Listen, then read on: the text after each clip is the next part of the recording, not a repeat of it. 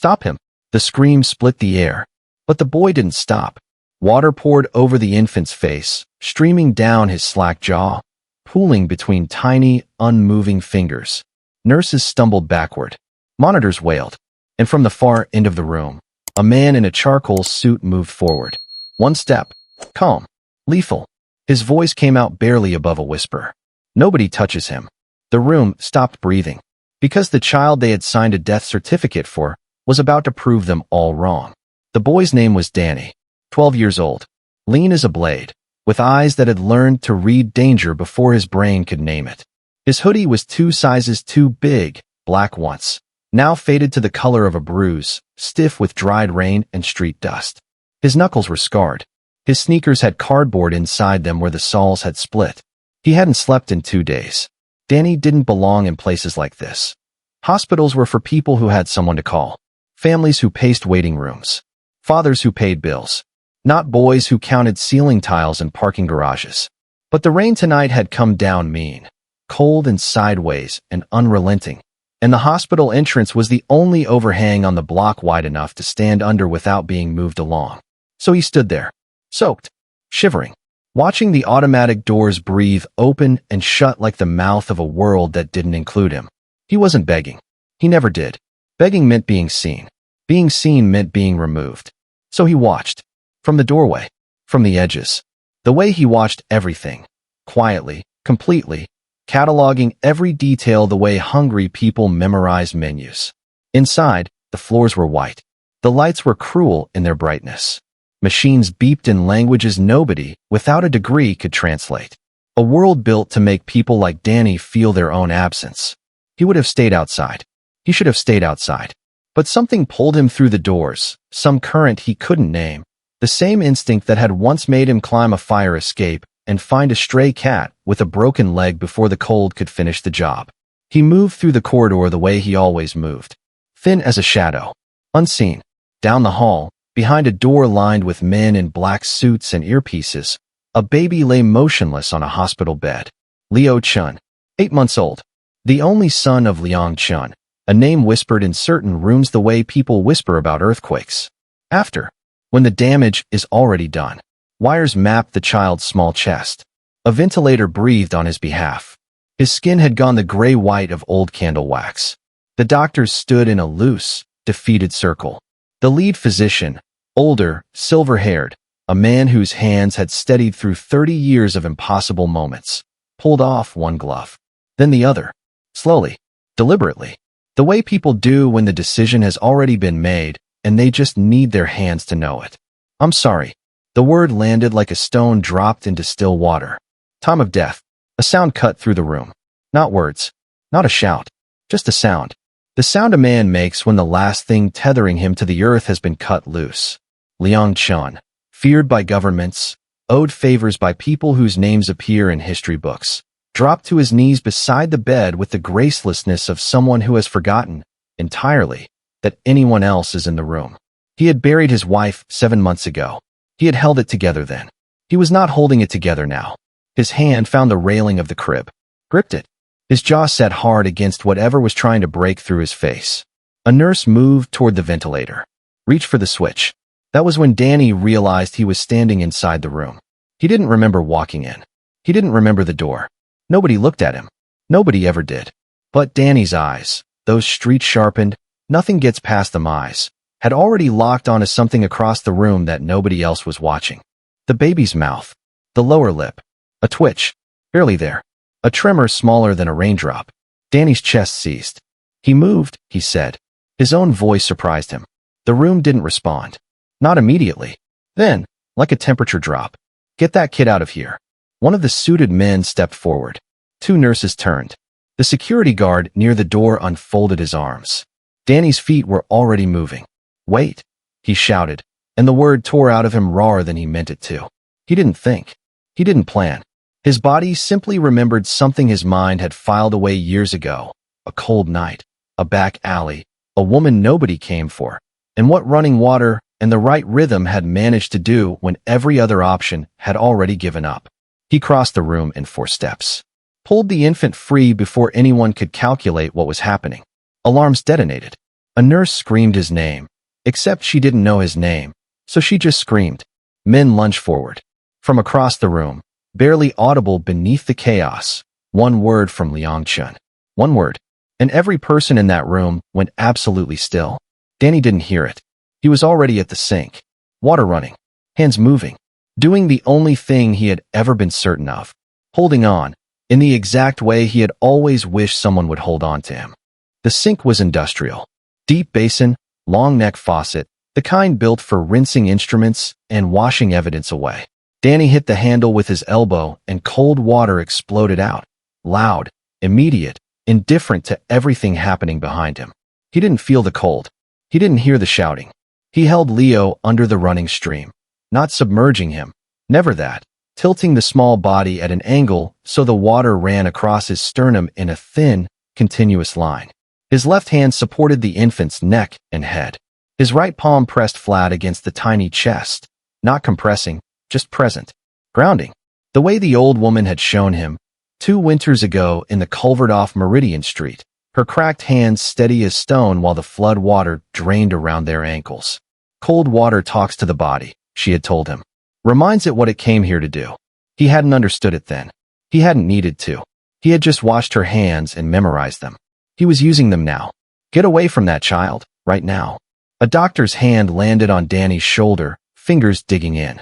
Danny planted his feet and dropped his center of gravity the way you learn to do when the world is always trying to move you from wherever you've decided to stand. He did not move. He twitched. Danny's voice was low. Even. The voice he used when he needed someone to actually hear him instead of just hear noise. His mouth moved. I saw it. Just give me a minute. You've pulled tubes from a critically ill infant. You've triggered every 1 minute. Something in the room shifted. Not because of Danny. Because of the man who had not yet spoken. Liang Chun stood 6 feet back, perfectly still, watching. His expression had not changed since Danny had crossed the room. Not anger, not grief, not the volcanic thing that should have been detonating behind his eyes. Just attention. The absolute, weaponized attention of a man who had built an empire on knowing exactly when to let something play out. The doctor felt it. He released Danny's shoulder. The room held its breath. Danny focused. He adjusted the water temperature slightly, warmer now, just a degree, and changed the rhythm of his right hand. Not pressure. Percussion. A soft, repetitive tap against the sternum. 1, 2, 1, 2. The old woman had hummed when she did it. Danny didn't hum. He just counted, internally, and kept his hands from shaking. Leo was gray. His lips were the color of a winter sky just before dark. The monitors, still connected by the one lead that hadn't pulled free, were reading a flat line so complete it looked like a verdict. Don't look at the monitor, Danny told himself. Look at him. He looked at him. And he kept tapping. 15 seconds. 20. Someone behind him was on a radio. Someone else was crying, quiet, controlled, a sound like something being folded away. The alarms had been silenced, or maybe Danny had simply stopped hearing them. Time had developed the strange elastic quality it got in moments like this, stretching and compressing simultaneously. 30 seconds. Then, Leo's chest moved. Not the passive movement of water running over a surface. A pull, inward, autonomous, desperate. The body remembering something it had momentarily forgotten. Danny's hand stilled. The baby's mouth opened. And Leo Chun, 8 months old, declared dead at 11:42 p.m. Inhaled. The sound he made was barely a sound at all. A thin reed of air dragged into lungs that weren't sure they were ready. But it was real. It was undeniable. It was the most important noise in the room. The monitor spiked. A single jagged peak that made the nearest nurse flinch backward and then lurch forward simultaneously, her training colliding with her disbelief.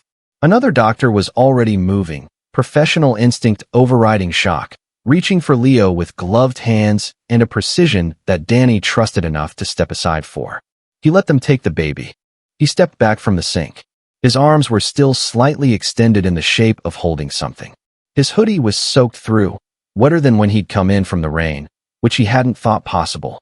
The cold was arriving now. All the cold he hadn't let himself feel for the last 90 seconds, seeping in through his ribs. He turned around. The room was controlled chaos, organized, purposeful, every white coat and set of scrubs suddenly having somewhere urgent to be. Voices called out numbers and names and instructions with the clipped efficiency of people who had remembered what they were for. In the middle of all of it, unmoving, was Liang Chun.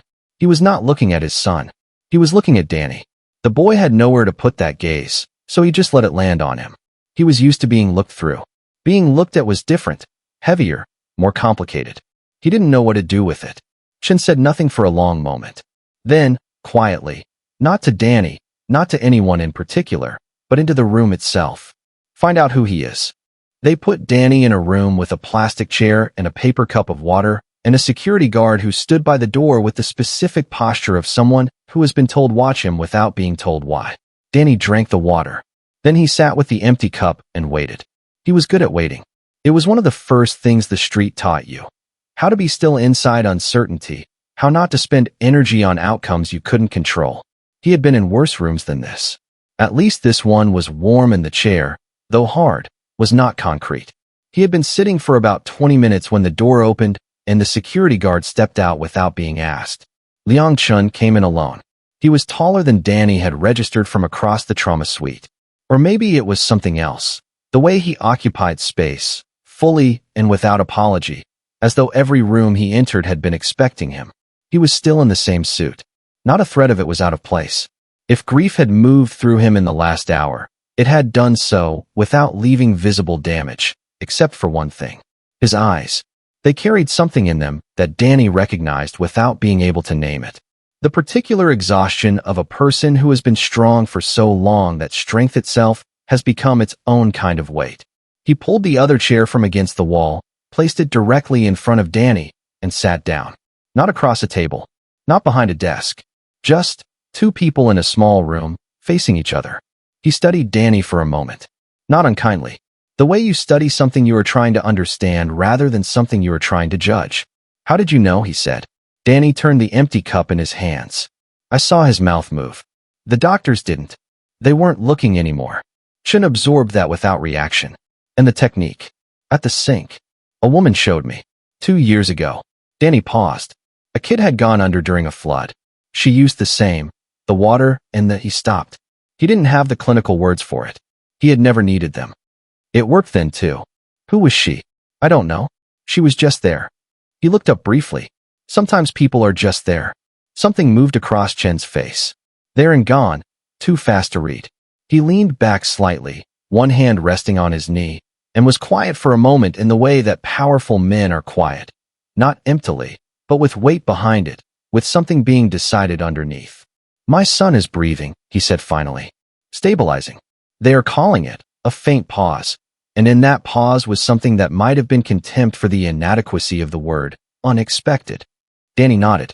My son is breathing, Chen said again, quieter.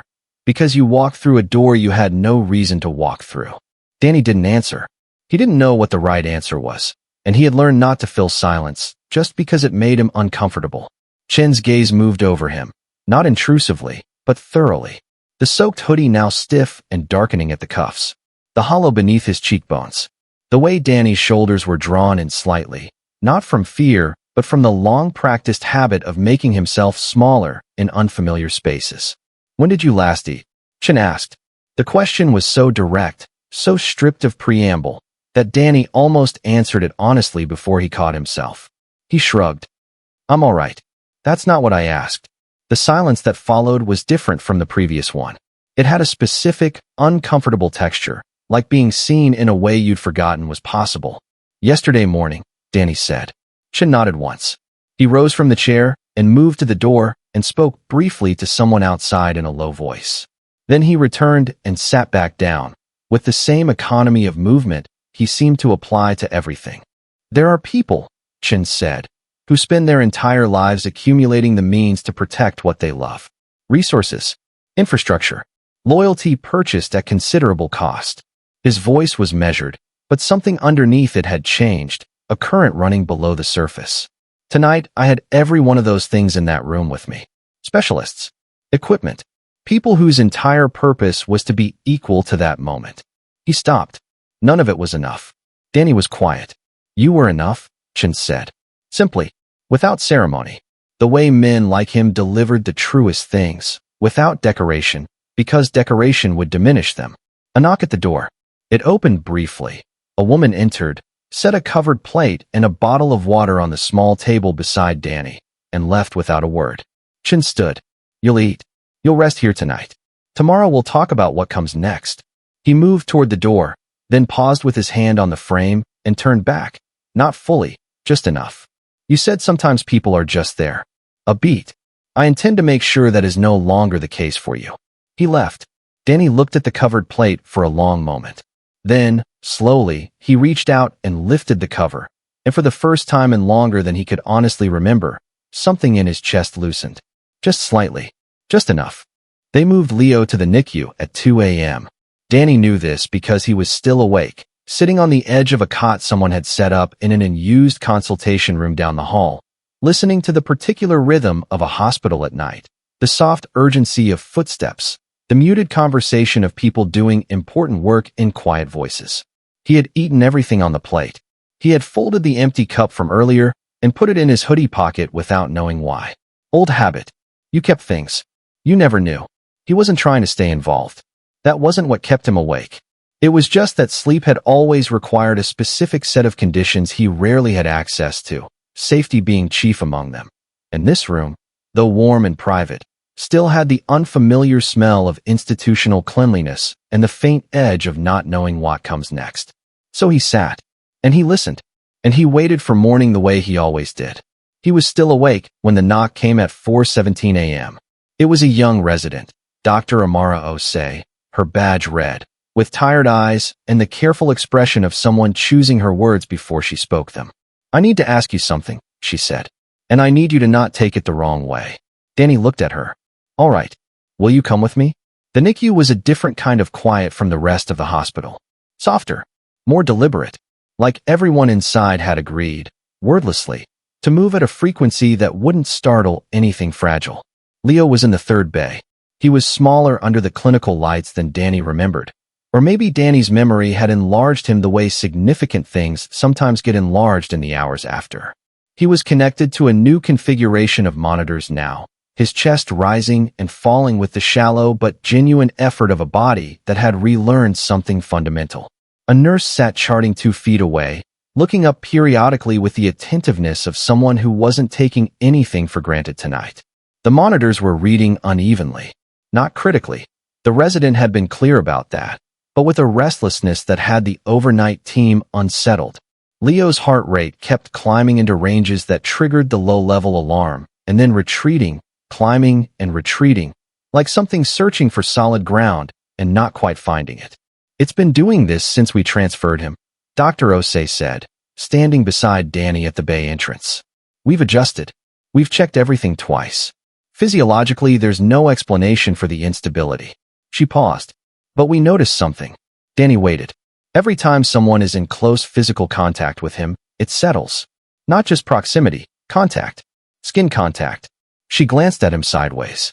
It settles most when it's you. Danny looked at the monitors. Then at Leo. We had one of the nurses hold him for 20 minutes around midnight, she continued. Heart rate dropped 12 points. Stayed down while she held him. Climbed again when she put him back. A beat. When we reviewed the footage from the trauma suite, from the moment you picked him up, his stats began improving before we'd done anything else. Before the warming, before the secondary airway intervention, while you were at the sink. The ward was very quiet around them. I'm not asking you to explain it, Dr. Osei said. I don't have a clinical framework for it either, honestly. I'm just asking, she stopped. Started again. Would you be willing to sit with him?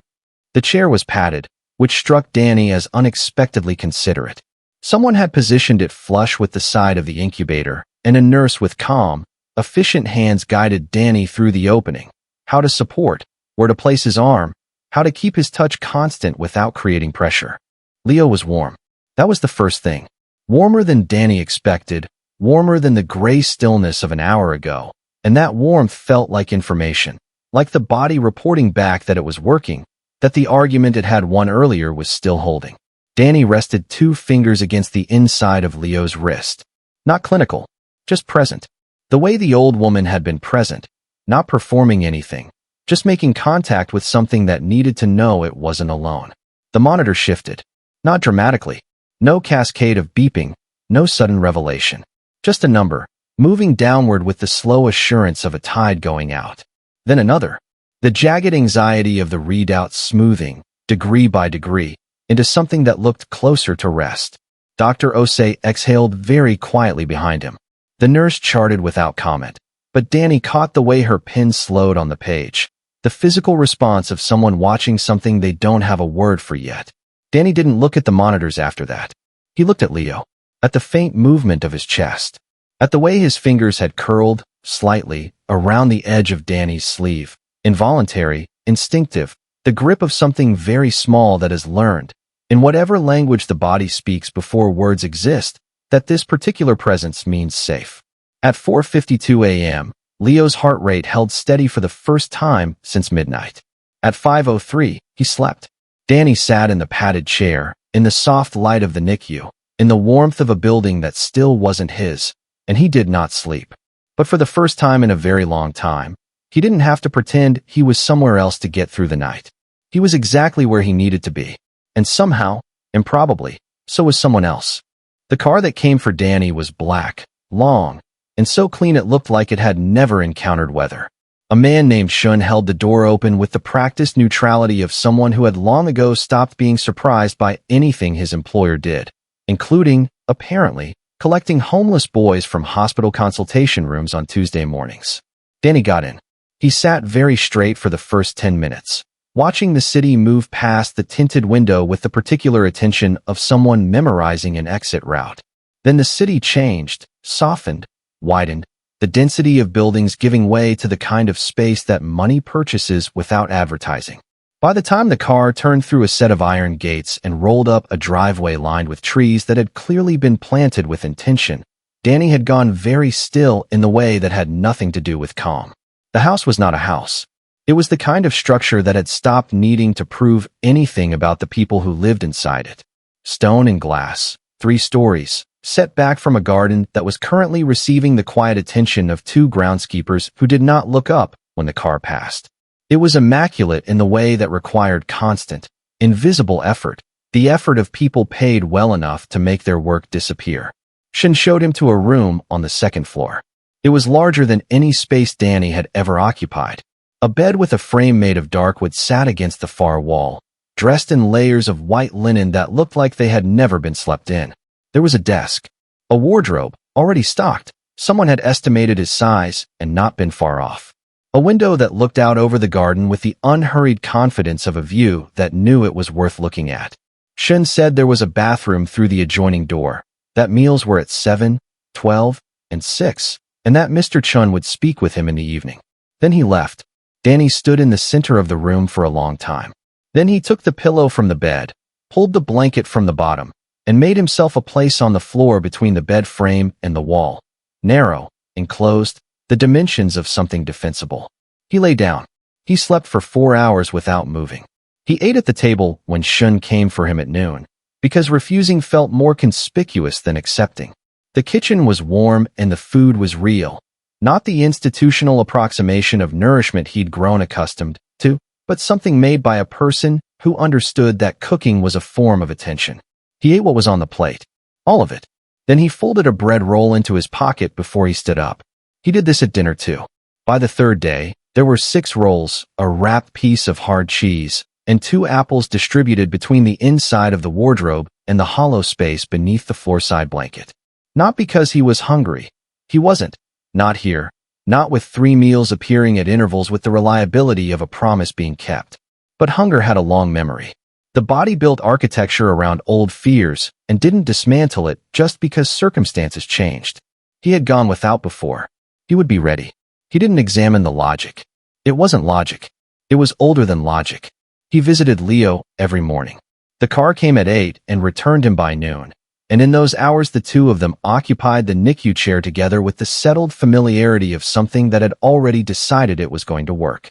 Leo was improving in ways the medical team continued to describe as remarkable and outside normal parameters, which Danny understood to be clinical language, for we have no framework for this, and we're choosing not to say so directly. His color had returned. His grip had strengthened. He had begun to track movement with his eyes, A milestone Dr. Osei had circled on her chart with the quiet excitement of someone who had learned to celebrate incrementally. He tracked Danny's face most of all. At the estate, Danny moved through rooms the way he moved through everything. Lightly, observantly, leaving no evidence of himself. He studied the layout without appearing to study it. He noted which staff entered which wings, and at what times.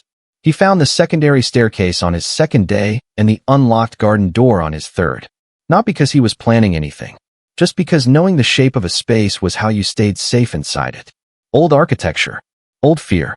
On the fourth evening, he came back to his room and stopped in the doorway. Someone had made the floor beside his bed comfortable. Not the bed, the floor.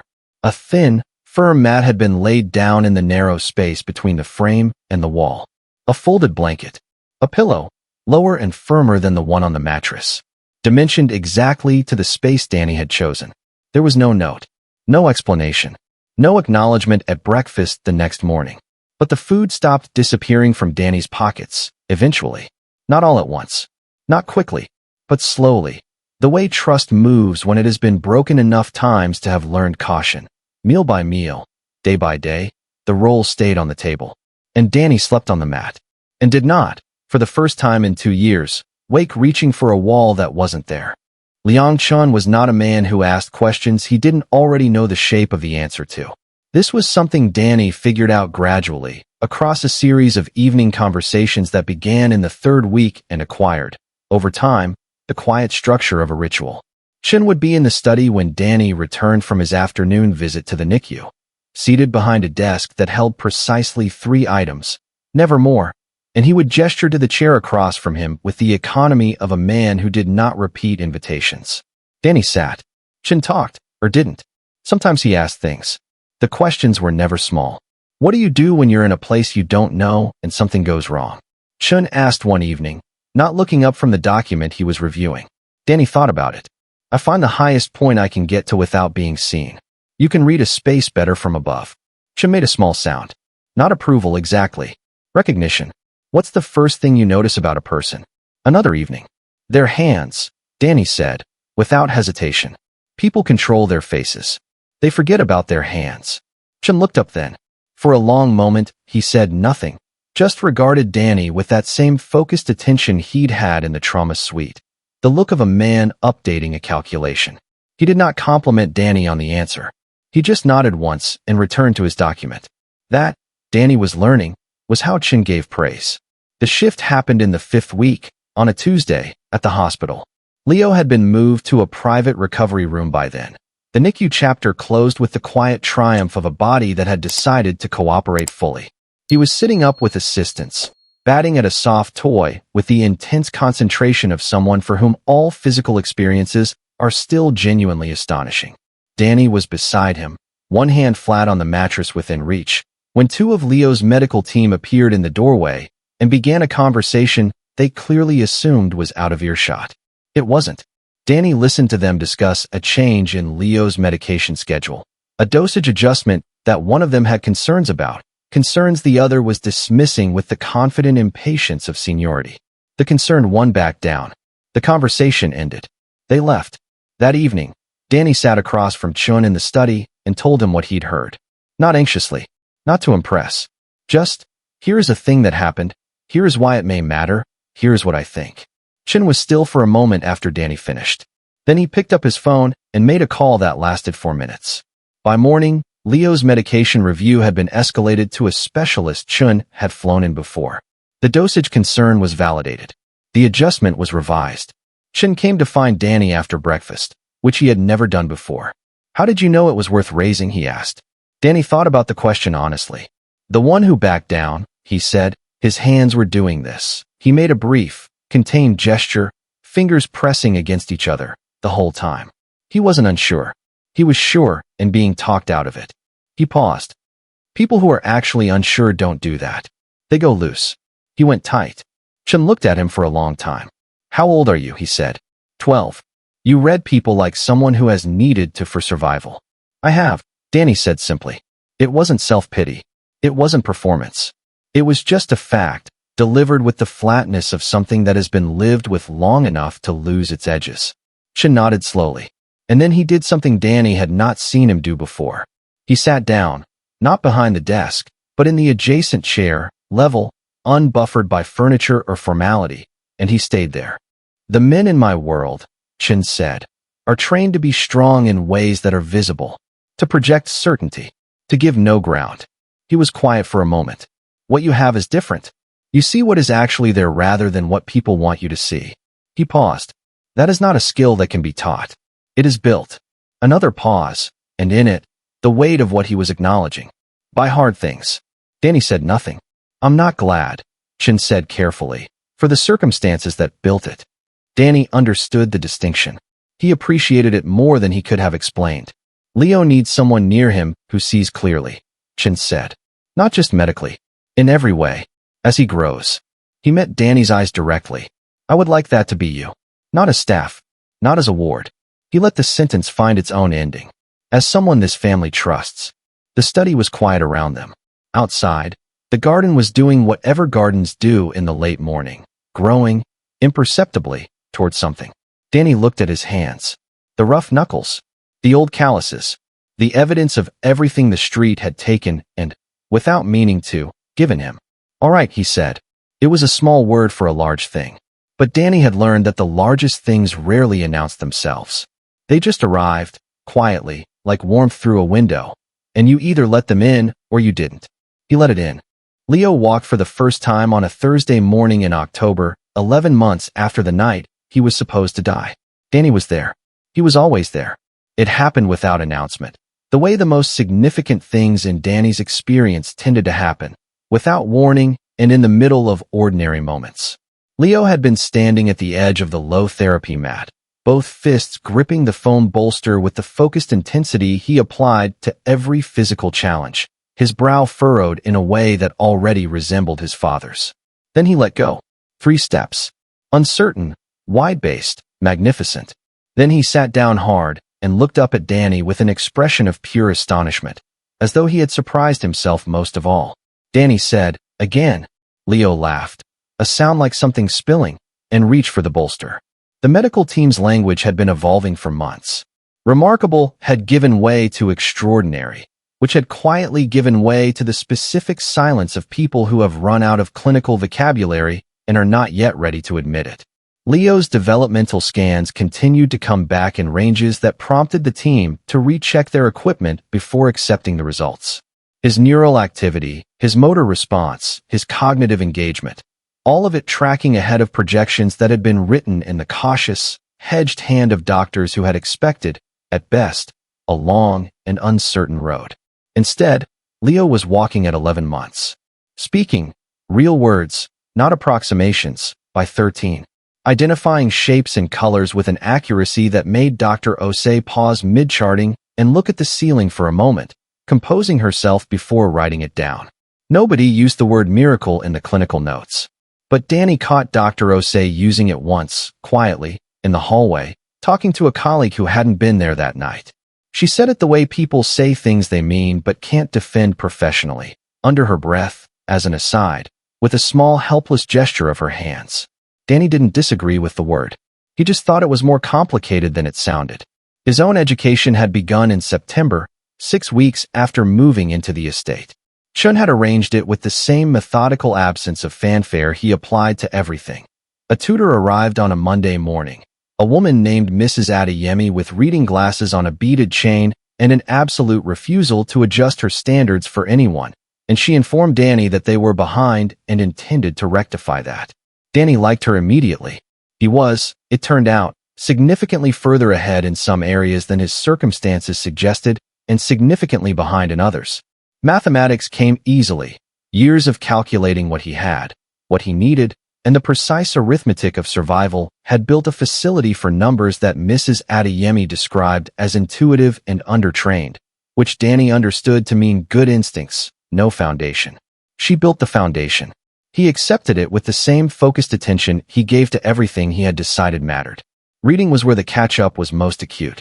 Not decoding. He could read, had always been able to, libraries having been among the most reliably warm public buildings in his experience. But the sustained, layered reading of someone with formal education, the kind that built argument upon argument and required you to hold multiple ideas in tension simultaneously. That took longer.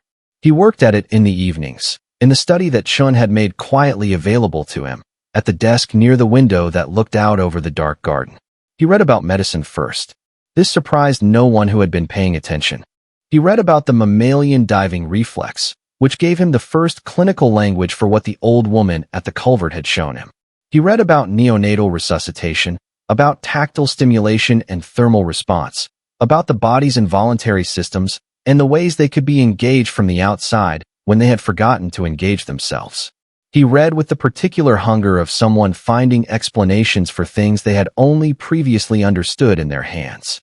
He brought questions to Mrs. Adeyemi. She brought him better books. Leo said Danny's name for the first time in November. Not Danny. Exactly. The consonants were still in negotiation, the mouth still learning the particular architecture of language.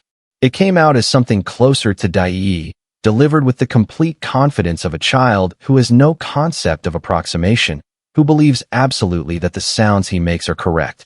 Danny was reading on the floor of the nursery when it happened. Leo crawled into his lap, grabbed a fistful of his shirt for balance, and set it directly to his face from a distance of approximately 4 inches. Dai. Danny looked at him for a moment. Then he very carefully put his book face down on the floor, which was something Mrs. Adeyemi had specifically told him not to do with spines, and sat with the feeling that was moving through him. Large, unannounced, not entirely comfortable in the way that true things sometimes aren't. He put his hand on Leo's back. Light. Present. Yeah, he said quietly. I'm here. Outside, the October garden was doing its slow, patient work. Leaves releasing. Roots holding. The whole quiet business of things preparing for what came next. Inside, a boy who had been nobody's began, incrementally and without ceremony, to become somebody's after all. The storm came without warning, the way the worst ones always do. Danny was in the city when it hit, a Tuesday afternoon in March, 16 months after the night that had changed the coordinates of his life.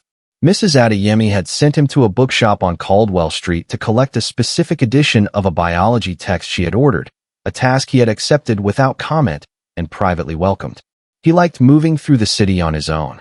It was one of the few contexts in which the old skills still had obvious use: reading crowds, navigating without hesitation, existing in public space with the self-contained ease of someone who had grown up inside it.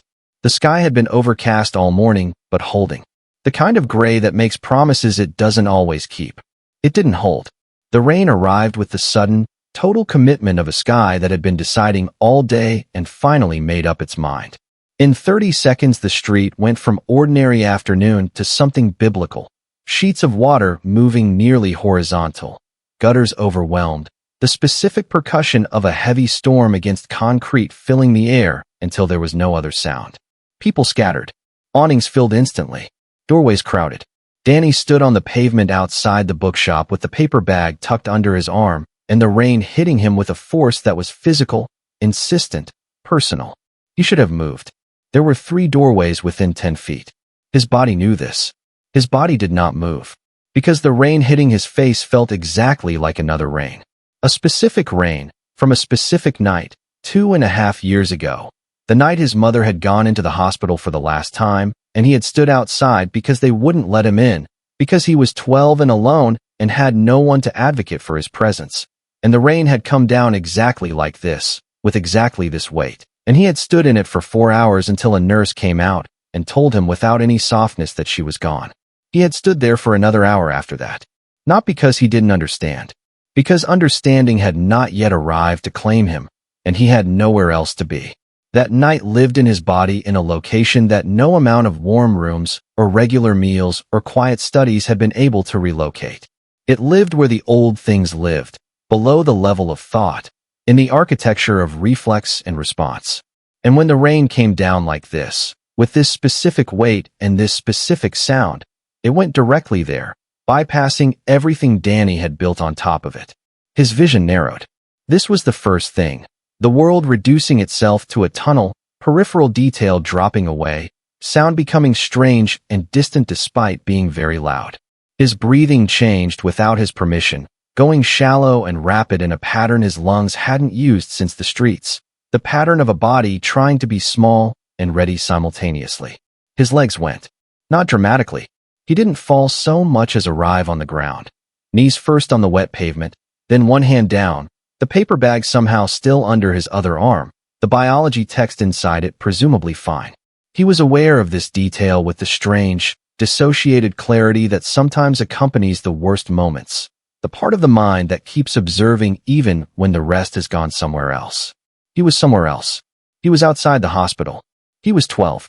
The rain was the same rain, and the concrete was the same concrete, and his mother was gone, and he was nobody's, and the city was moving around him like a river moves around a stone, not unkindly, just without alteration, without adjustment for his presence, the way cities always had. He heard his own voice from a distance. I'm fine. He had not decided to say it. His mouth had produced it reflexively, aimed at whoever was nearby, because asking for help was a vulnerability the street had systematically removed from him, and the removal had been thorough and permanent. His hand on the pavement was shaking. The rain was not stopping. Of course it wasn't. It had been this rain before, and this rain did not stop for 4 hours. He did not know how much time passed. Time had done the elastic thing again, the compression and stretching that removed it from reliable measurement. People moved around him. Someone said something. He registered voices the way you register sounds underwater, present but filtered, stripped of meaning. Then a hand found his. Small, warm, immediate. Danny's eyes refocused. Leo was crouching in front of him on the wet pavement, rain-soaked, having clearly escaped the car that Shun had brought them in. Danny's afternoon city trips had become family outings in the last few months, Leo unwilling to be left behind, Shun quietly permitting it. Leo's face was very close to Danny's, his expression carrying the particular grave concern of a 2-year-old who has not yet learned to dilute his emotions for other people's comfort. His hand gripped Danny's fingers, and he said, in the careful, deliberate way he said things he had decided were important. "Dai here. Not I'm here. Not you're here. Both things. All at once. The whole truth of it in 2 words." The rain kept falling. Danny's breathing began, slowly and without announcement, to change. Danny's hand was still shaking.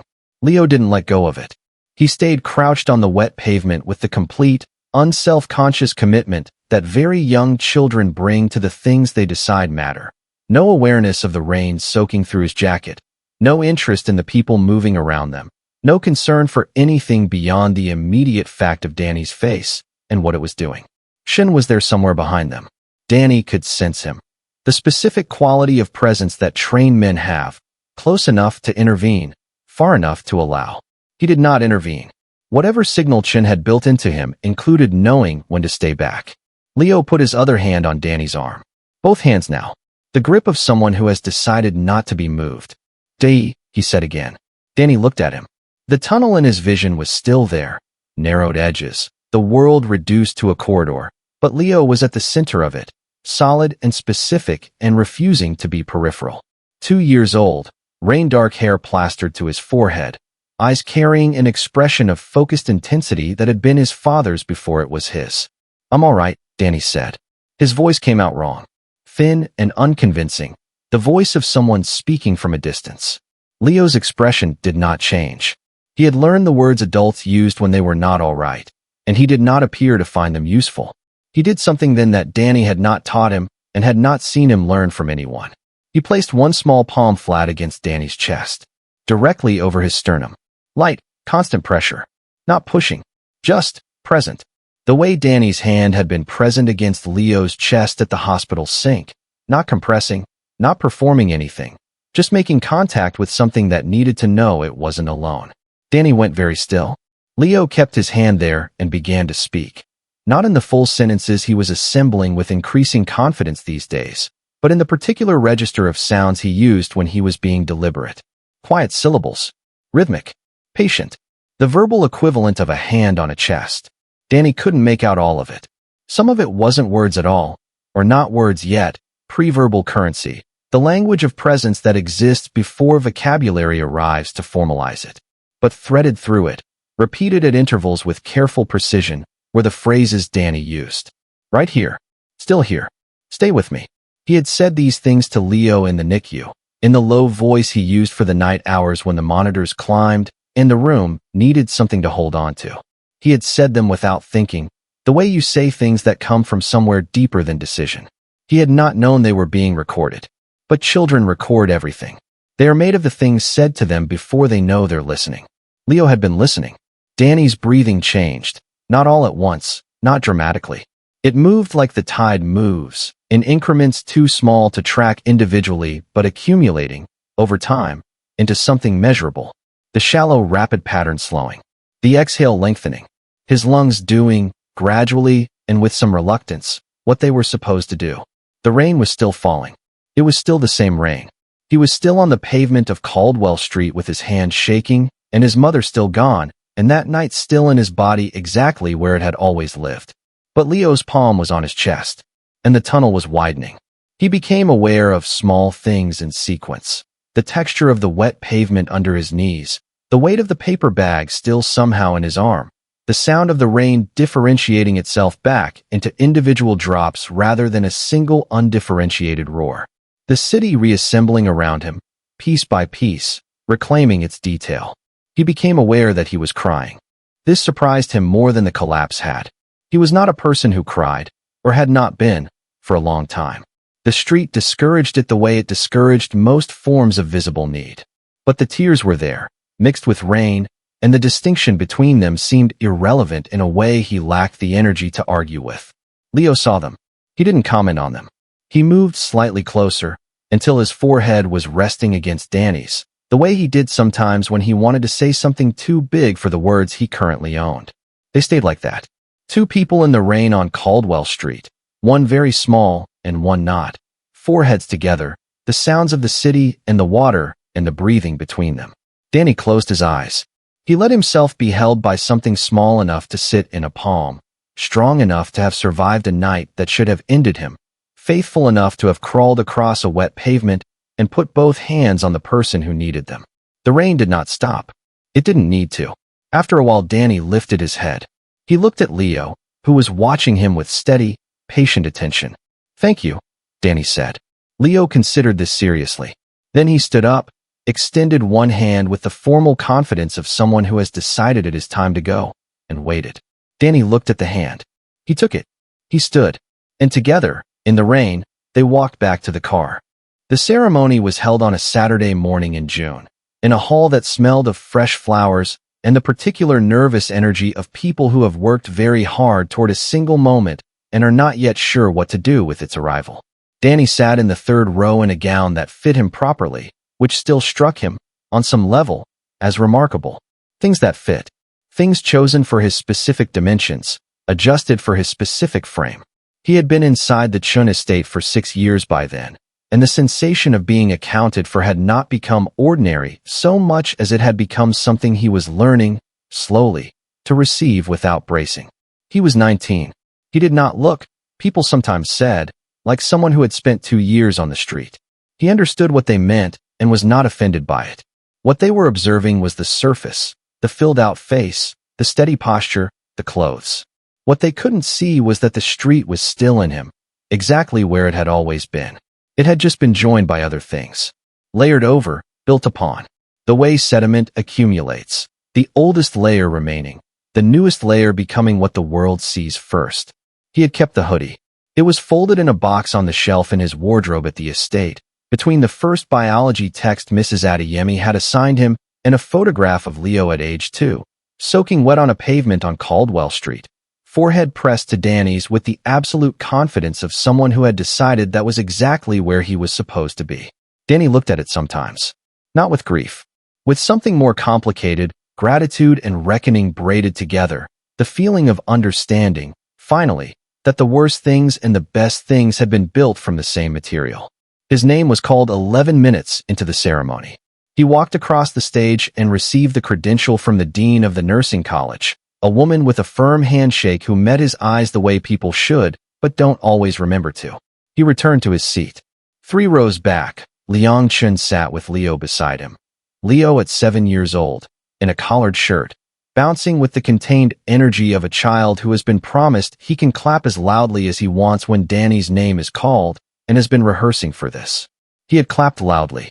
Danny had heard it from the stage, and kept his face composed, and failed somewhat. He was placed in the trauma unit of the city's main hospital 2 weeks later. This was not coincidence. He had requested it specifically, and when his supervising instructor had asked why, Danny had thought about the question with the honesty he applied to things that mattered. Because that's where the invisible people come in, he had said. The ones who don't have anyone to call. The ones who arrive without context, without history, without someone in the waiting room who knows their name. They come in through those doors, and the system processes them, and sometimes, not from cruelty, just from the accumulated weight of not enough time and not enough resources and the clinical distance that self-protection requires. Sometimes they become invisible even inside a place that is supposed to see them. He had been invisible in a hospital once. He had also been the thing that saved a life precisely because he was invisible, because no one had thought to account for the boy in the doorway, and the boy in the doorway had been the only one still watching. He understood both sides of that. He intended to use both. His first week, he admitted a boy of about 11 who had been brought in by a patrol officer who had found him in a doorway off Meridian Street. No identification. No emergency contact. Hypothermic. Dehydrated. The particular presentation of a body that has been managing on insufficient resources for too long. The boy came in the way Danny had once moved through the world, contracted, braced, expecting the system to do what systems did to people without addresses. Danny sat with him while the warming protocol ran. Not clinically, not at a distance. He pulled the chair close, the way he had learned at a NICU bedside at 4 in the morning 6 years ago, and he stayed. He didn't ask the boy to explain himself or produce paperwork or justify his presence in the building. He checked his temperature and adjusted the blanket, and when the boy's eyes tracked to him with the specific wariness of someone trying to determine whether a person is safe, Danny met them directly and held the gaze with the steadiness he'd been building for years. "You're all right," he said. "I've got you." Not a promise about outcomes. He had learned enough medicine and enough life to know that outcomes could not be promised. Just a fact about the present moment. About this room and this chair and the person occupying it. The boy's breathing slowed. Danny stayed until it did. Outside, the city moved with its usual indifference, great and busy and asking nothing of the invisible people moving through its margins. Inside, in a room off the main trauma corridor, a boy who had once stood in a doorway watching the world from the outside sat beside someone who needed to know the same thing Danny had needed to know on 100 cold nights before anyone had thought to tell him. That someone was there. That someone saw. That the space between invisible and known was shorter than the world made it seem. Sometimes no wider than a doorway. Sometimes no more than a hand, extended in the dark towards something that had not yet stopped breathing. Danny had walked through that doorway once. Now he stood on the other side of it, and he left it open. And that is Danny's story. A boy the world had written off. No address, no name on any list, no one in any waiting room holding a space for him. A boy who walked through a door he had no right to walk through, and in doing so, changed everything. Not just for Leo, not just for the Chin family, but for every person who would one day find themselves on a trauma table with no one left in the room still watching. He didn't save Leo because he was trained. He saved him because he had been broken in exactly the right places and had the grace, somehow, to turn every fracture into a window. Some people are forged by comfort. Danny was forged by cold concrete, relentless rain, and the stubborn, unreasonable refusal to look away. The world needs more people who refuse to look away. If this story moved you, if Danny's journey from the shadows into the light reminded you that the most extraordinary people are often the ones the world has already given up on, then this is your moment. Like this video. It takes 1 second, and it tells the algorithm that stories like this one deserve to be seen, especially by the person out there right now who needs to hear that their hardest chapter is not their last one. Subscribe to this channel, because we are just getting started. Every week, stories like Danny's, cinematic, emotional, built to stay with you long after the screen goes dark. You don't want to miss what comes next. And if someone in your life needs to hear a story about survival, about unlikely miracles, about the boy in the doorway who turned out to be the only one still watching, share this with them. Because sometimes the most important thing we can do for someone is simply make sure they know. Someone saw.